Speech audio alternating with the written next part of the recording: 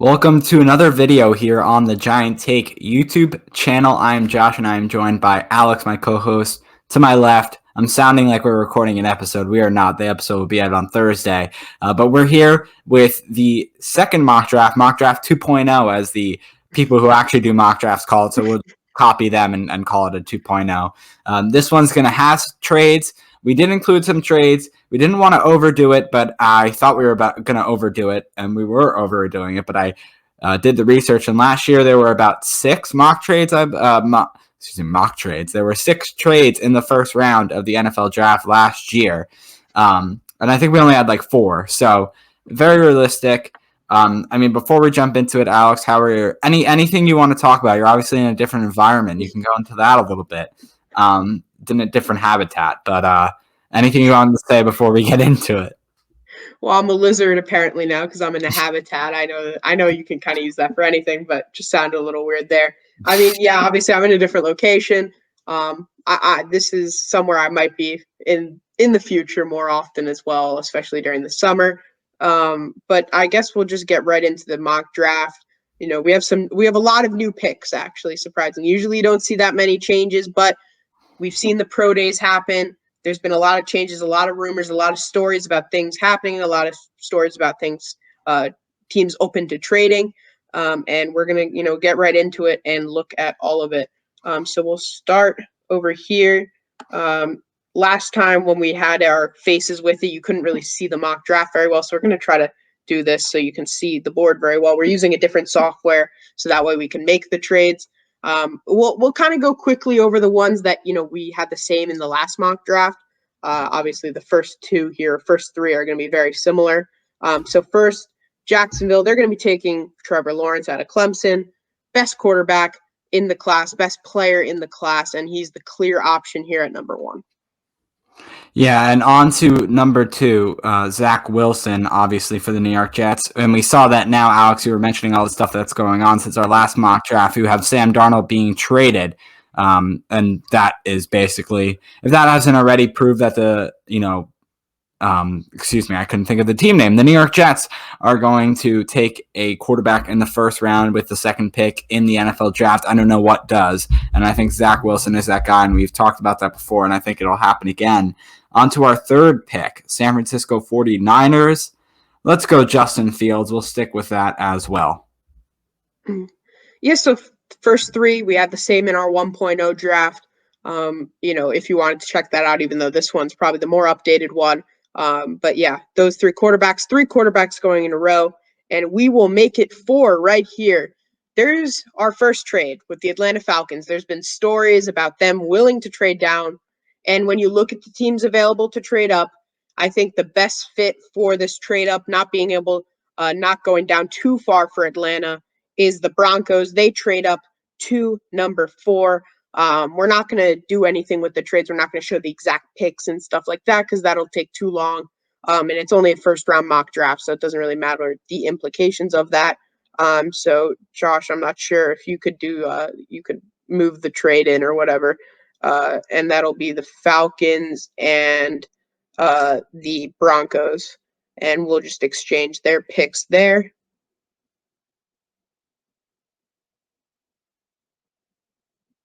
Oh, we need to force that trade there, actually, because obviously this is trying to look at realistic things. We're not doing that. Obviously, the mock draft itself is realistic, but the trades itself, the values won't be realistic. Denver now on the clock. They take Trey Lance out of North Dakota State. Yeah, they do take Trey Lance, Alex, and I'll give an excuse to PFF. I blame them for this. Alex, this is what we're using, obviously, instead of the last software that we're using. And basically, I'm screen sharing, not Alex, so I blame PFF, not me. It's not my fault. So there, I'll go there for that. Cincinnati Bengals at 5. We actually have them staying at 5, and they take Ja'Marr Chase, wide receiver from LSU. So changing it up a little bit, obviously this affects because the Broncos traded up. And Alex, you can go into number 6. Yeah, Ja'Marr Chase, there's been rumors all the time about him reuniting with Joe Burrow. Stupid move, but something the Bengals might do. At number 6, we're also changing it up here. The Dolphins go Kyle Pitts out of Florida, wide receiver, tight end, can do it all. and is definitely one of the highly regarded prospects in this class. And I'll go for a double here. Detroit Lions, they're going to be going for another offensive weapon, Jalen Waddle out of Alabama, and he'll be the second wide receiver off the board. Yeah, and switching up once again. I mean, I think the Detroit Lions do need a wide receiver, and I think giving them Jalen Waddle is a pretty good pick right here. And I guess I'll go on, that'll take me to my next option here, and that's going to be number 8, the Carolina Panthers. I think this is great value here at number 8. I think it's perfect for what they're trying to do and give some help on the offensive line. So they'll go with the best offensive lineman in this draft class, and that's Penei Sewell.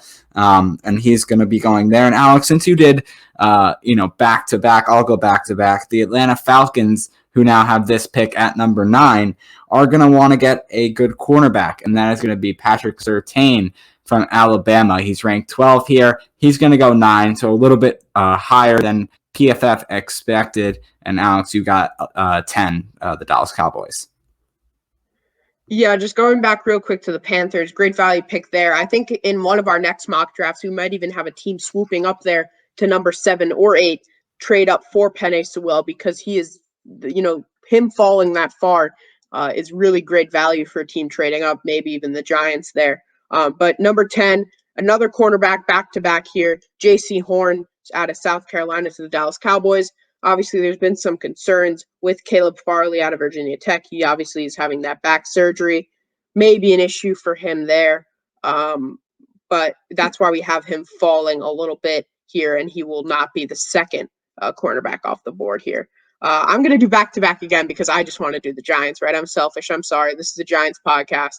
Sorry, Josh. But here, we wanted to change it up again because we have a strong feeling as of right now that the Giants are very interested in edge rushers, and that edge rusher will be Gregory Rousseau. Obviously, Joe Judge himself went to go see the Miami Pro Day, so they are very much into those edge rushers from Miami. Obviously, Micah Parsons, who we had last time, is also very much an option. As you can see, he's quite far down the board here, or at least where PFF has him. He definitely has fallen, but usually the Giants, we saw last year with Andrew Thomas, right? He was falling towards draft day, and they took him number 4 overall. So I wouldn't be surprised if you see Gregory Rousseau go number 11 to the Giants. Interesting, already looking at 12, that PFF has the top need for the Philadelphia Eagles as a quarterback. That's not where we're going here, though. It's going to be Devontae Smith going at the 12th pick, and I think he's good value there. I believe we had him last time going to the Philadelphia Eagles, so same thing there. And then at number 13, we're going to have the Los Angeles Chargers, and they're going to be taking who's rumored to go to the Giants a little bit. That's Rashawn Slater, the tackle out of Northwestern. Alex, another trade we have here at pick 14. So another trade, it's a very, unique position here right in front of the Patriots, who may be taking a QB. Obviously, here we won't. The Washington football team will be jumping the Patriots here to get their quarterback of the future. They will be, jumping up to 14. They'll probably have to give up not too much, in terms of draft capital, but they get their quarterback of the future, Mac Jones. They're worried the Patriots might take him, and they get their quarterback no matter what the cost there. So that's our second trade here. And Josh, why don't you go into the third trade, which comes back to back? Yeah, and you mentioned how the Patriots are right behind the Vikings and the Washington football team trade in front of them because the Patriots are rumored to take a quarterback, and PFF agrees with that as he's the number 1 need for the Patriots, according to PFF. But you know what? We never really see the Patriots moving up spots. They kind of trade back in the NFL draft. Bill Belichick's not a guy to really do that most of the time. So we have them trading 2 spots, moving back, and they're going to be trading with the Las Vegas Raiders, the pick 17. Obviously, like Alex mentioned in the beginning, we're not going to do all the trades. We'll just show you in the first round how they flip-flop here. So we're going to have the Las Vegas Raiders moving up to 15, and they're going to go with a linebacker that we had the Giants picking in 1.0, and we have him here, and PFF ranks him really high at ranked number 7. So it's a steal for the Raiders at 15. They take their man Micah Parsons out of Penn State. Yeah, definitely more of an unconventional trade up there that you see. But obviously the Patriots, if they were to stick at that spot, you would see them taking Micah Parsons, I would assume. So I kind of like this, and we know John Gruden there with the Raiders is always, there to make a little bit of a splashy move. So I really like that trade for them as well. Here at 16, Cardinals, they need a cornerback. Patrick Peterson, obviously, he is gone. So they need a replacement there. And that perfect replacement will be Caleb Farley of Virginia Tech, or used to be of Virginia Tech. And he is, regarded as probably, borderline the best cornerback in the class. But because of his, back surgery, he has fallen down the board a little bit. So I think it's a really good value pick there. And I'll do 17 as well. So Patriots obviously trading back. I'm going to struggle with this name, but they're going to go for another linebacker, and that'll be Jeremiah Owusu-Koramoah out of Notre Dame. I nailed that one, and that's who the Patriots will be taking. I think they'll really like him because he can do a lot at that linebacker position. Miami Dolphins, they're going to need some help in the offensive line, so we're going to help them out with that and give them another player out of Virginia Tech. That's going to be the offensive lineman, Christian Darrisaw. And I'll do 19, Alex, since you doubled up right there. We're kind of bouncing back off each other. And that'll be the Minnesota Vikings, who have now traded back with the Washington football team. And you know what? They're still going to get a player that is pretty good in this draft. And I think he's a pretty good player. Once again, rumored to go to the New York Giants at 11. So I think kind of a steal, even though PFF has him ranked 22. I have my own rankings. So you know what? We're going to have Kwity Paye going to the Minnesota Vikings at pick number 19 out of Michigan. And in our 1.0 mock draft, we actually had him at 14 to the Vikings. So pretty good. They get to trade down. They acquire some more draft capital and get the same guy. I'm assuming that's who they're interested in. Chicago Bears, they have Andy Dalton now. They need to protect him. They're going to go offensive tackle. They're going to go Tevin Jenkins out of Oklahoma State. Someone who has been rising a little bit in draft boards, I feel like. And he here obviously is ranked 29 by PFF. And the tackle from Oklahoma State will be going to protect Andy Dalton. And 21, I'm going to do again. The Colts, we were kind of bouncing off about this one. We weren't really sure what to do. As we looked more into it, we watched it a little bit more and looked into Elijah Vera Tucker. We saw that he definitely has the ability to play tackle at the next level, and obviously is flexible and can play guard as well. And he seems like the perfect fit for this very good Colts offensive line. So he'll be coming up 10 spots from our last mock draft, and he will be going number 21, the guard/tackle out of USC. PFF's right on top of who our next pick is going to be. The number one need, according to PFF, for the Tennessee Titans. That's a wide receiver. And what better wide receiver to go here at 22 than ranked a little 4 spots higher than the 22nd pick. He's ranked 18. That's Rashad Bateman out of Minnesota. He's going to go 22. And then the New York Jets, we see them again here. And you know what? They're going to go and they're going to take a cornerback. And that cornerback is going to be Greg Newsome. We had him pretty high in our other mock draft, and we have him going 23 here. Obviously, PFF doesn't think the same way, but kind of around where they wanted him to go. So we have him going to the Jets at this pick. 24, we have the same person that we had last time. We have Najee Harris here, running back out of Alabama. Minkah Fitzpatrick posted on social media about how good Najee Harris is. So I think that's a sign there that maybe he's been telling them a little bit about how good he is and that they should draft him. I'm not sure if that would happen. And, I think he's a good pick. Josh is struggling here to find him. 65, that PFF, I don't know what they're talking about there. But he will go 24 to the Pittsburgh Steelers. And 25, PFF, their top player on the board, Christian Barmore. He will be going to the Jacksonville Jaguars, the defensive tackle out of Alabama. We had him going to the Browns last time, but he'll go up a spot, and he'll definitely be a really nice piece to add to that Jaguars defensive line.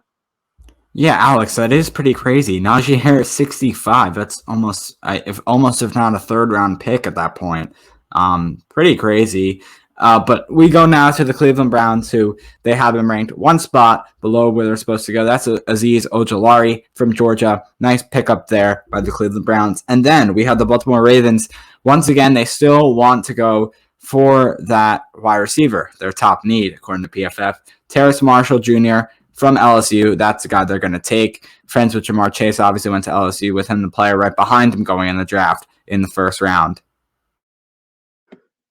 So for the Saints here, Josh might have to lick this one up again because I don't know where PFF has him ranked. Saints will go cornerback, Asante Samuel Jr. out of Florida State. 31, not terrible. But he's also been rising up draft boards as well. And I think for us, he is our fourth or fifth best corner in the class.